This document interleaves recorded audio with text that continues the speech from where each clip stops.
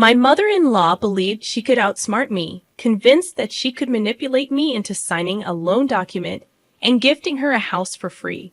It's as if she thinks I'm incredibly naive, but little does she know, I have a plan that will leave her utterly embarrassed. I don't really care about her opinion on the matter. Before I married my husband, I had high hopes for a positive relationship with my mother-in-law. Having lost my own mother as a teenager, I thought a great mother-in-law could help fill that void. Unfortunately, my expectations were shattered when I met my worst nightmare in human form during my relationship with Bob. When Bob and I began dating, meeting his family was something I eagerly anticipated. Unbeknownst to me, my eagerness might have seemed desperate to some, leading Bob to repeatedly postpone the introduction. Eventually, I met his parents, and I instantly fell in love with them. Maria, Bob's mother, initially seemed like someone I wanted to impress, not in the conventional sense, but rather to become her favorite daughter-in-law. From the third month of dating, Bob and I knew we were heading towards marriage due to our compatibility. Like me, Bob and his parents were born in Europe, but they were Americans proficient only in English. Bob had hinted a few times that his mother could become a burden in the future, but I dismissed the warnings. I genuinely cared for her and willingly helped with chores whenever she asked. My motivation stemmed from a desire to amend mistakes from my teenage years, during which my relationship with my own mother was strained. Despite Bob's warnings, I disregarded the possibility of being manipulated by his mother. I aimed to build a strong bond, having had failed attempts with older women in the past. Even when Bob cautioned me, I believed he simply wanted his mother to have some space. However, I started noticing signs that she might be taking advantage of our relationship. For instance, Bob's mother would intentionally neglect her dishes on the days she knew I would be visiting, hinting at a hidden agenda. Upon my arrival, I willingly took on the responsibility of doing the dishes and tidying up her chaotic kitchen. The same applied to grocery shopping. Adding to the complexity, Maria was disabled and relied on a limited disability check. Despite its inadequacy, she would frequently call me to borrow money. My inability to say no, coupled with my fear of being perceived as a bad person, led me to comply. Over the 2 years of Bob and I dating, my relationship with his mother flourished. Even when I sensed that she was taking advantage of me, I hesitated to stop my actions. The constant borrowing, whether it was $50 or $100, didn't bother me because I wanted Maria to be content. She had come to view me as her own, and I guess she exploited that connection. Deep down, every smile I elicited from Maria made me feel like I was rectifying the mistakes of my troubled teenage years. As a teenager, I unknowingly caused my single-parent mother a lot of distress. It wasn't until I grew older and she passed away that I understood the gravity of my actions. Despite her efforts, I constantly compared her to others and eventually ran away from home. I didn't return until her demise, leaving her with a skewed perception of her motherhood. This painful realization fueled my actions toward Maria. Eventually, Bob and I got married, marking one of the happiest moments of my life. It wasn't just about the wedding. It was the joy of having a supportive family to fall back on. I could officially call Maria Mom, and as a nurse, I became her personal caregiver, bringing us even closer. Little did I know that Maria didn't reciprocate my feelings as much as I loved her. She seemed to be the type who went above and beyond, even with those she cherished. About a year into our marriage, Maria began urging us to have children. Bob and I, however, had decided to wait at least 3 years before starting a family. When we explained our reasoning to Maria, little did I know that this decision would unravel a new chapter in our relationship. She vehemently opposed our decision, immediately presenting us with a litany of reasons why we should start a family sooner rather than later. At that time, Bob had been laid off from his job, placing the financial burden squarely on my shoulders. Despite our own challenges, Maria continued to call, requesting to borrow money. She often complained about the meager disability funds she received. In her texts, she acknowledged her debts and promised to repay as soon as she had the means. Strangely, I never bothered to keep track, lending money out of love rather than expecting repayment. Maria, however, consistently reminded me of the amounts she owed, perhaps attempting to reassure me of her intention to settle the debts. Initially, I thought Maria's insistence on us having children early would subside after we explained that we weren't ready. However, each visit to her house or dinner turned into an opportunity for her to bring up the topic. Initially tolerable, her persistence escalated to sending YouTube videos, baby pictures, and images of happy families. It became overwhelming, prompting me to confide in Bob. His attempt to address the issue only worsened it, as Maria began offering unsolicited advice, even recommending fertility doctors. Her assumptions reached a breaking point when she suggested I might be barren, throwing a tantrum. Frustrated by her incessant interference, I distanced myself. I reduced visits and limited phone calls to once or twice a week, ensuring Bob was present during our conversations. Fortunately, after 2 years of marriage, Maria seemed to grasp the gravity of her behavior. She accepted that we would start a family when we felt ready, not succumbing to her wishes. Even though our closeness had diminished, Maria remained in my thoughts, and I extended help whenever possible.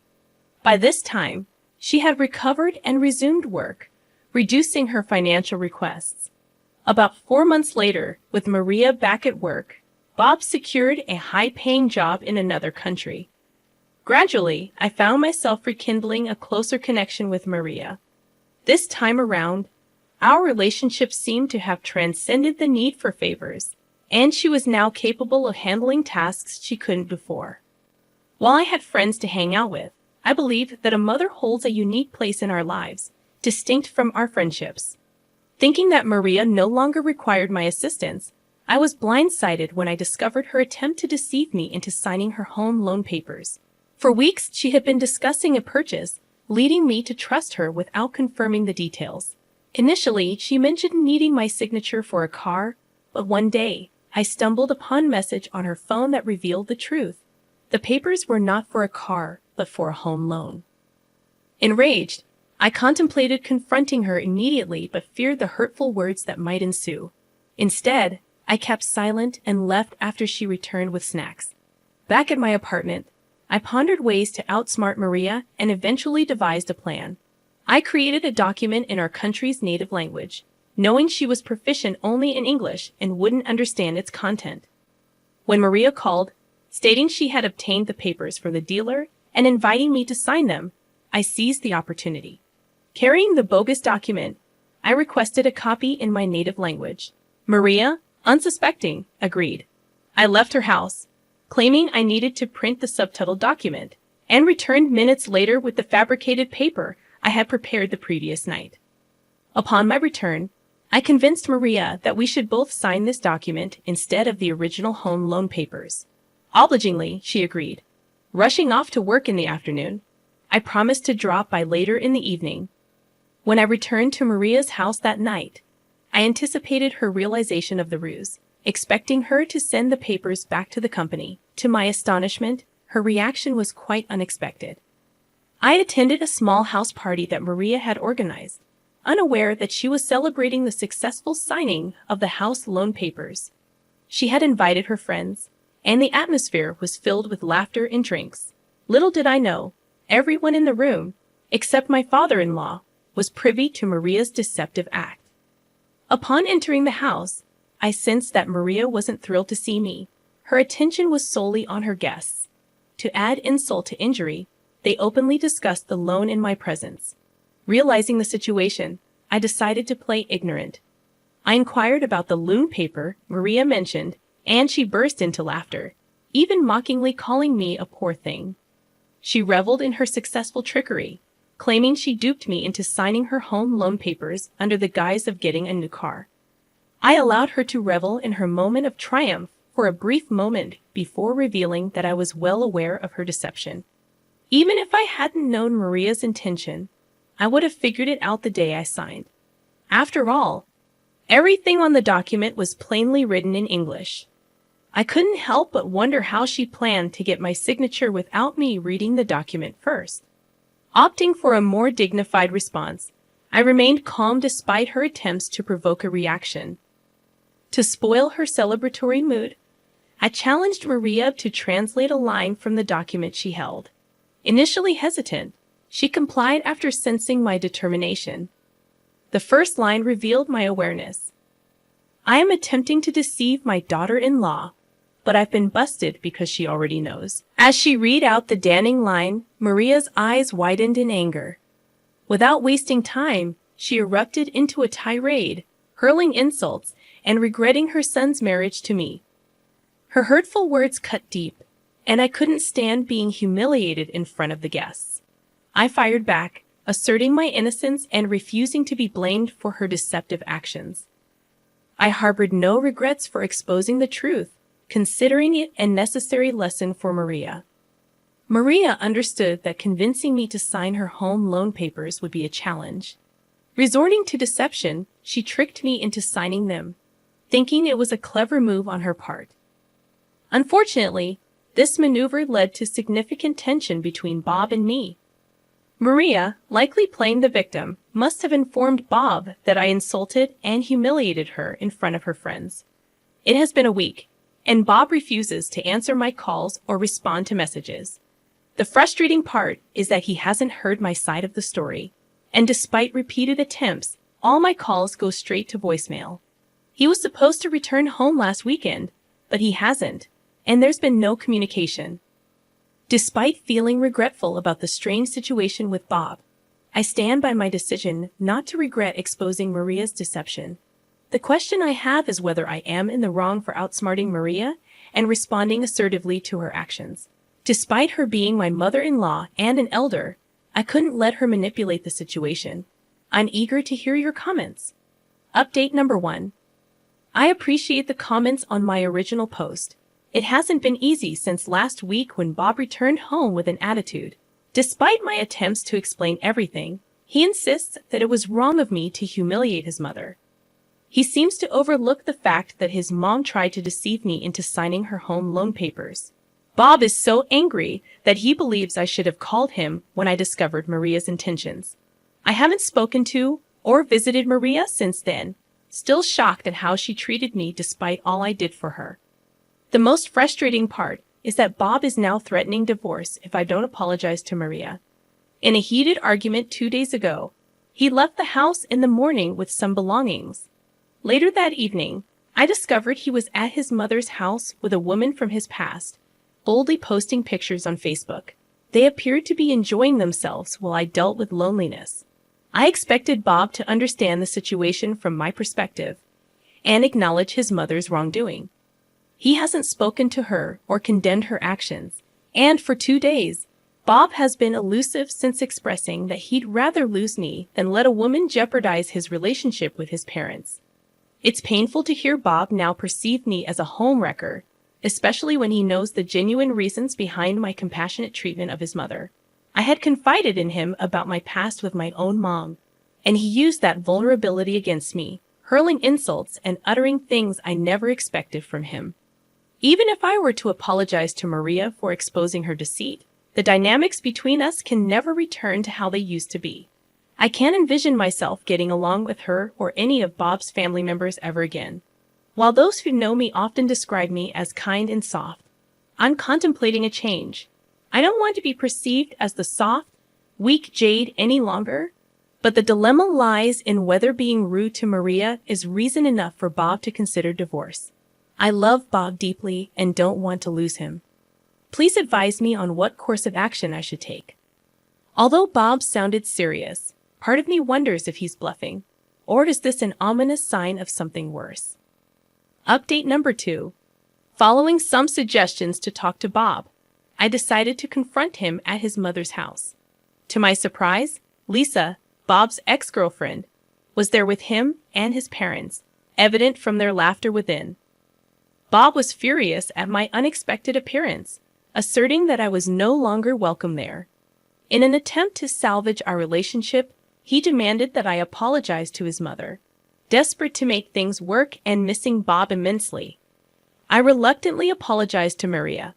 However, it wasn't heartfelt, and Maria insisted on writing an apology for me to read. To my shock, the apology Maria penned contained demeaning content, prompting an immediate change of heart. I walked out of the house, and Maria, Bob, and Lisa laughed as I left. Betrayed and hurt, I texted Bob about my readiness for divorce and contacted a divorce lawyer. Instead of begging or clarifying, Bob's response was a simple okay. Before meeting Maria, Bob had mentioned that Maria held affection for Lisa, but they had ended things because he felt Lisa wasn't the one for him. Reflecting on my actions, I realized how foolish I had been. Despite suspicions, I had often dismissed the thought of Bob cheating on me. He always took calls from his parents in my presence, but for other calls, he would excuse himself to answer outside.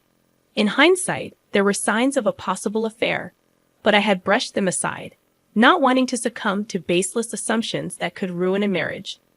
I refrained from jumping to conclusions until I was certain about Bob's actions. Even though Bob wasn't cheating, taking Lisa to his mother's house felt like a direct insult. In my view, divorce seems to be the best resolution, and I wish there was a way to teach Maria a lesson, but I'll let her be. Update number 3. I want to express my gratitude to all of you for your invaluable support. Among the numerous comments, the suggestion that stood out was to make Maria pay back all the money she borrowed. After gathering proof, I decided to sue her. Before filing the case, I messaged her, demanding repayment, but she didn't respond. I also texted Bob, and his dismissive response pushed me to proceed with the legal action.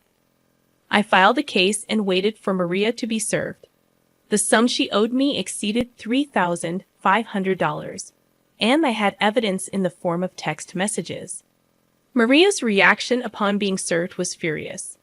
She bombarded my phone with calls. I deliberately avoided answering. Bob and his father also reached out, suggesting an out-of-court settlement, and Bob professed his love. Disgusted, I blocked him, but he persisted with another number. The day of the court hearing arrived, and Maria showed up with her entire family, including Bob and his father as witnesses. They glared at me while the judge questioned me. I explained myself, but to my surprise, Maria denied borrowing any money and even claimed she used to borrow from Bob, not me. I presented the printed messages to the judge, but Maria laughed, dismissing them as potentially forged. Fortunately, the detailed content of the messages, mentioning disability amounts and other specifics, convinced the judge. The court ruled in my favor, ordering Maria to repay the $3,750. This experience has taught me not to love someone more than they love me. I'm relieved to have my money back and can start anew. Dragging Maria to court was a satisfying experience. She had avoided bringing up the money after resuming work, and I hadn't asked for it, given my initial intention of helping her out of love. However, realizing the lack of genuine affection from Maria and her family, I chose to stand up for myself. Thank you all for your support. I've become stronger, wiser, and smarter because of you. Regarding the divorce, as soon as the papers are ready, I'll be officially ending things with Bob. You guys are the best, and I'm grateful for the recovery of nearly $4,000. I'd love to hear your stories about helping in-laws that backfired in the comments section below. I narrate stories like this every day, covering in-law dramas, inheritance disputes, and wedding fiascos. If you want more videos, hit the subscribe button. It greatly supports the channel. Thank you, and I'll catch you tomorrow. Remember, it's cool to be kind. See you.